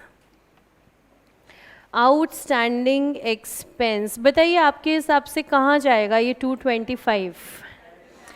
बैलेंस शीट में तो जाएगा ही, और बैलेंस शीट में तो जाएगा ही आउटस्टैंडिंग एक्सपेंस, और कहीं जाएगा? इनकम एंड एक्सपेंडिचर में एक्सपेंस में ऐड होगा कि नहीं? इनकम एंड एक्सपेंडिचर में एक्सपेंस में ऐड होना चाहिए कि नहीं? कितने स्टूडेंट्स को लगता है हाँ ऐड होगा? कितनों को लगता है नहीं होगा? क्योंकि मैक्सिमम बच्चे अवेयर ही नहीं है कि ऐड होगा कि ऐड नहीं होगा। कितने स्टूडेंट्स को लगता है ऐड होना चाहिए? कितनों को लगता है ऐड नहीं होना चाहिए? जिनको लगता है नहीं होना चाहिए, ऐसा क्यों? क्यों? क्योंकि बैलेंसिंग फिगर होगा। और कोई कारण? ये ऐड क्यों नहीं होगा खर्चे में? देखिए, जब भी आपके पास स्टेटमेंट ऑफ बैलेंसेस आ रही होती है ना, that statement is as good as trial balance. तो ट्रायल बैलेंस के अंदर अगर आउटस्टैंडिंग खर्चा है तो उसे कहाँ लेकर जाते हैं? सिर्फ और सिर्फ बैलेंस शीट में। अब शैतान बच्चे, हाँ हमने भी तो यही कहा था, इसमें क्या बात हो गई? कॉन्सेप्ट भी तो पता होना ज़रूरी है। लग तो रहा था बैलेंस शीट, लेकिन रीज़न भी जानना ज़रूरी है। तो इसको हम सिर्फ लेके जाएंगे बैलेंस शीट के अंदर, आउटस्टैंडिंग एक्सपेंस।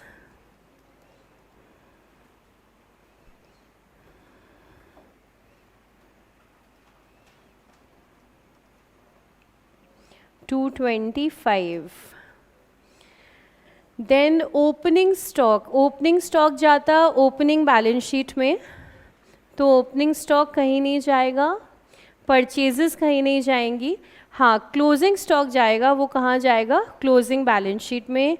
तो एक बार लिखकर छोड़ देते हैं, स्टॉक यहाँ पर आना है, क्योंकि अगर ओपनिंग स्टॉक है तो क्लोजिंग भी होना ही चाहिए।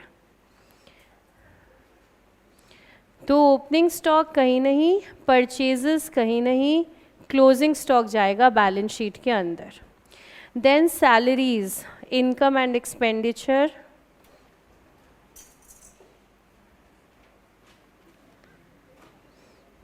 अब खर्चे पोस्ट करते हैं सारे। Salaries 850, then research expense 120,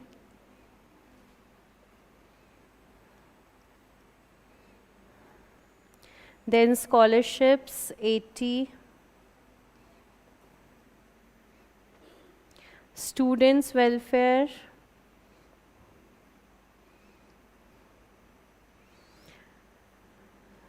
repairs and maintenance 112,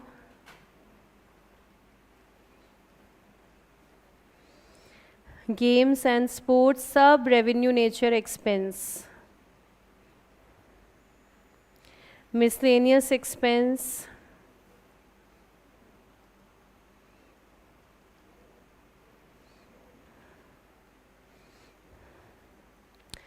उसके बाद आ रही हैं इन्वेस्टमेंट्स। इन्वेस्टमेंट्स लेकर जाएंगे बैलेंस शीट में। बैलेंस शीट में देखिए एसेट्स के लिए कितनी लाइन आपको चाहिए? जब भी प्रोविज़न होता है ना, वो बैलेंस शीट में माइनस करके शो करना होता है हमें। तो हमारे पास लैंड है, बिल्डिंग है, plant and machinery, furniture fitting, motor vehicle, 1 2 3 4 5 plus 4 9 plus library 10 lines asset के लिए चाहिए। उसके बाद इन्वेस्टमेंट आएगी। ये सारा काम रीडिंग टाइम में कर लेना है आपको, ताकि बैलेंस शीट बनाते समय आप क्लियर हैं आपको कितनी लाइंस के बाद इन्वेस्टमेंट डालनी है। तो मेरे पास यहाँ पर ये काम आप नहीं कर पाएंगे जो मैंने किया है।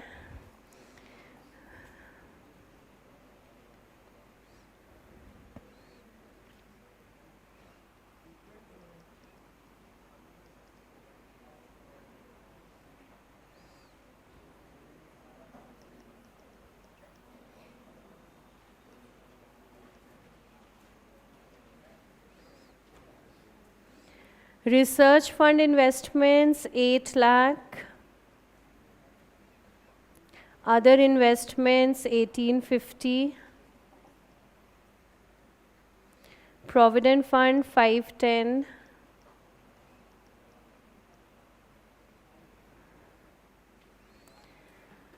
तीन हमारी इन्वेस्टमेंट हैं.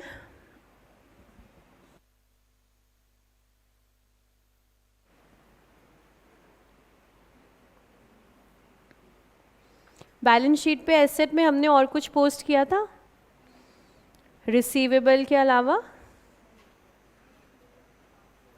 कुछ और पोस्टिंग है? अच्छा, स्टॉक हमने नाम लिख करके छोड़ा था, stock. After investments seminar and conference expense, consultancy expense. अब आ जाते हैं एसेट्स पर. लैंड पे डेप्रिसिएशन लगेगा?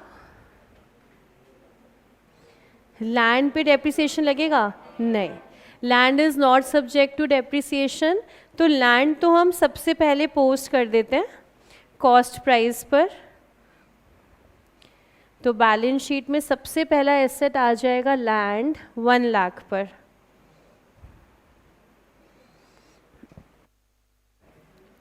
All other assets they are subject to depreciation. तो working note number 2, depreciation calculate करते हैं. एक साथ करेंगे हम. देखें कितने एसेट्स हैं. बिल्डिंग,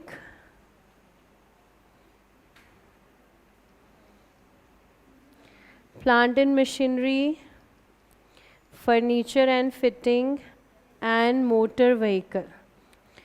सबसे पहले बात करते हैं कॉस्ट प्राइस की, जो हमें ऑलरेडी बैलेंसेस से मिल रहा है.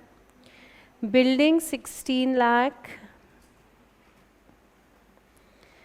Plant 850, furniture 6 lakh, motor vehicle 180.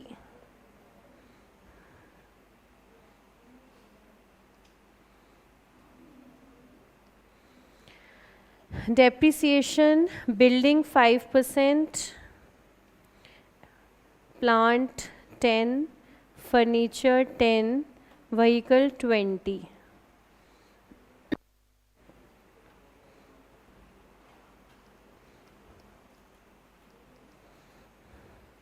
Depreciation amount check करें. बिल्डिंग पर 80, 85, 60, 36. अब जो प्रोविज़न फॉर डेप्रिसिएशन का बैलेंस आ रहा है, उस बैलेंस के अंदर हमें ऐड करना है करंट ईयर डेप्रिसिएशन को. तो डेप्रिसिएशन अमाउंट के बाद नेक्स्ट लाइन में लिखेंगे प्रोविज़न फॉर डेप्रिसिएशन.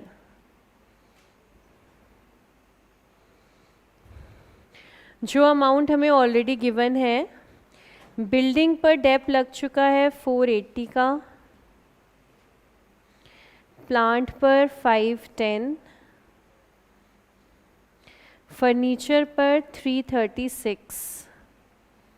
ये तो हमारे बैलेंसेस थे इस साल के डेप से पहले. अब इस बैलेंस में इस साल का डेप ऐड करना है और क्लोजिंग बैलेंस निकालना है. तो बिल्डिंग के ऊपर क्लोजिंग प्रोविज़न, बिल्डिंग के ऊपर क्लोजिंग प्रोविज़न 560, प्लांट पर 595,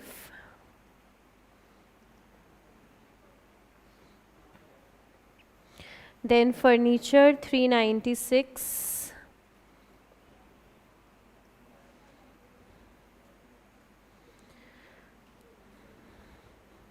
तो जो आपको गिवन था वो था ओपनिंग प्रोविज़न.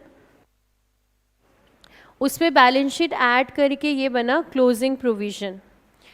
अब बैलेंस शीट के अंदर हम कैसे शो करेंगे? Building 16 lakh minus 560, 16 lakh minus 560.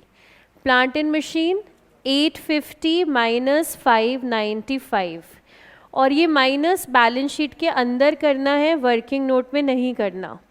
यानी कि बैलेंस शीट के अंदर हमने लिखी बिल्डिंग,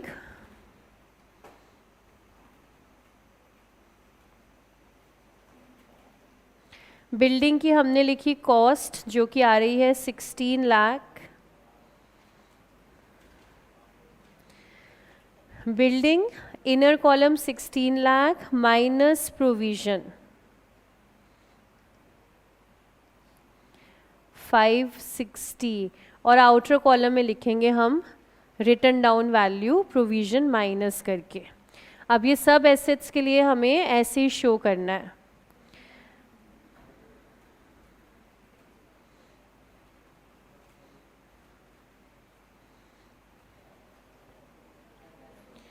प्लांट की कॉस्ट 850, प्रोविजन आ रहा है 595 का।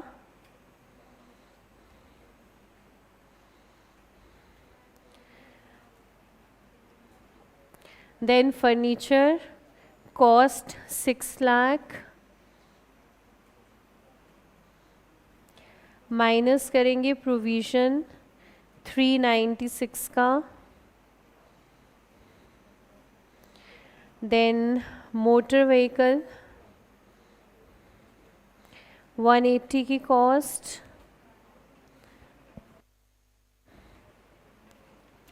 माइनस करेंगे प्रोविजन 36 का।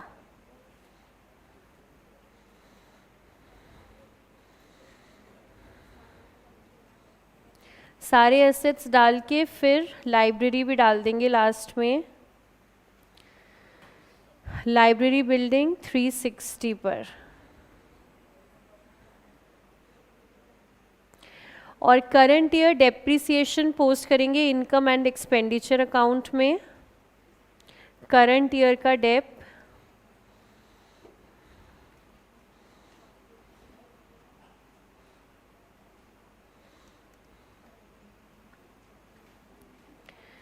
Building current year depreciation 80,000, plant and machinery 85, furniture and fitting 60,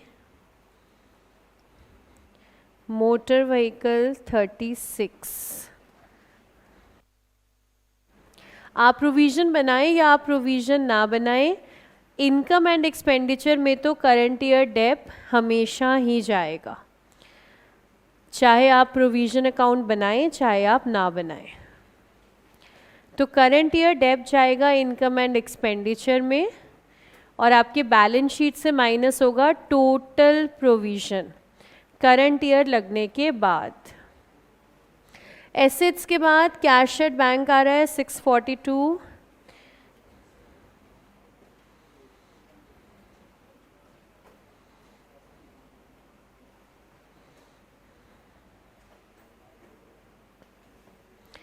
cash at bank के बाद adjustment number 1 material and supplies consumed income and expenditure में डालेंगे।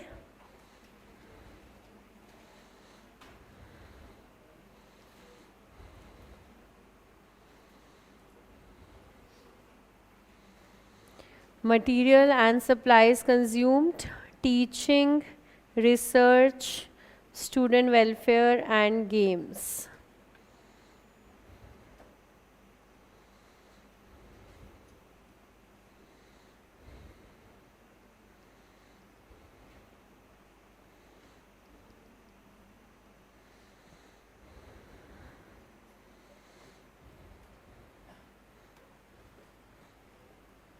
मटेरियल एंड सप्लाईज कंज्यूम्ड हमने आई&डी में पोस्ट कर दिया है, लेकिन एडजस्टमेंट में गिवन है तो एक यूज़ इसका और होगा।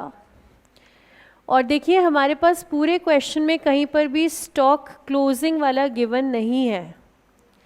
इसका मतलब opening stock, purchases, sales, consumed चारों को यूज़ करके क्या निकालना पड़ेगा, क्लोजिंग स्टॉक। तो बहुत आसान है, चेक करते हैं closing stock. Working note number 3, सबसे पहले ओपनिंग स्टॉक देखते हैं कितना था।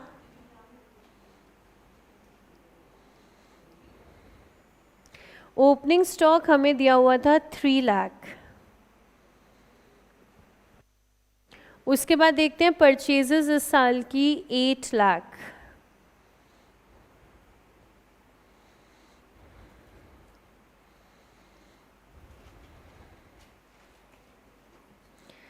अब अगर हमें क्लोजिंग स्टॉक तक जाना है तो एक तो माइनस करना पड़ेगा COGS, cost of goods sold, और दूसरा माइनस करना पड़ेगा मटेरियल कंज्यूम्ड।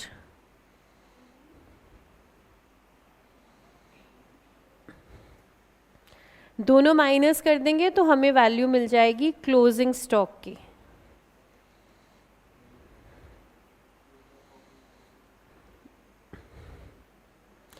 मटेरियल कंज्यूम तो हमें डायरेक्टली दिया हुआ है, हमने अभी पोस्ट किया ही था। अगर हम टोटल अमाउंट देखें so that is 3 lakh material consumed. इस कॉन्सेप्ट पे आपको याद हो हमने लास्ट क्लास में बहुत टाइम लगाया था जब हमने इस बात को समझा था कि स्टॉक तक जाने के लिए COGS भी हटाना पड़ेगा और कंज्यूम्ड भी हटाना पड़ेगा। लास्ट क्लास में हमने कॉन्सेप्ट को समझा था, आज सिर्फ एप्लीकेशन आ रही है। COGS हटाएंगे तो COGS कैसे निकालते हैं? COGS हम निकालते हैं सेल्स माइनस प्रॉफिट। हमारे क्वेश्चन में सेल है 750 की और प्रॉफिट है 75,000 का। ये हमने थोड़ी देर पहले ही निकाला था, प्रॉफिट 75,000 और कॉलेज स्टोर से जो सामान बिका है वो है 7,50,000 का। तो आपका COGS आ गया है 675। यहाँ से हमारा स्टॉक आ जाएगा हमारे पास 125।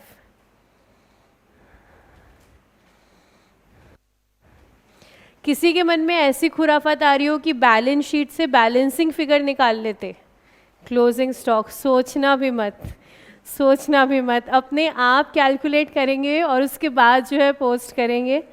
तो स्टॉक क्लोजिंग हमारा आ रहा है 1,25,000 और स्टॉक के साथ ही क्वेश्चन की समाप्ति। स्टॉक पोस्ट करके सरप्लस चेक करते हैं।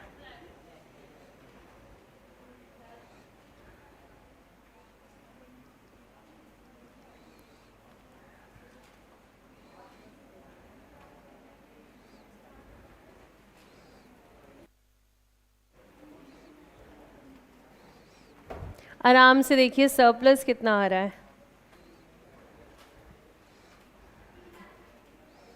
3,19,000 इज करेक्ट।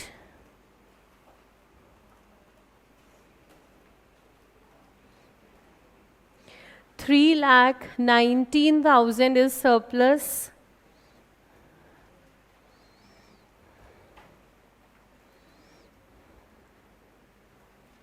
आर्यन निकाल लिया तुमने, बैलेंस शीट भी मिला ली, तो बताओ आंसर। 61,10,000। तो आपका रजिस्टर अभी समाज सेवा कर रहा है, इधर उधर घूम रहा है। हाँ, जिसके रजिस्टर में सरप्लस आ जाता है फिर वो समाज सेवा में लग जाता है, पूरी क्लास में घूमता है रजिस्टर वो। तो देखिए ज़रा 3,19,000 का सरप्लस और 61,10 हमारा बैलेंस शीट टोटल। चलिए आज की मुलाकात समाप्त, NPO भी समाप्त। Thank you so much and keep smiling.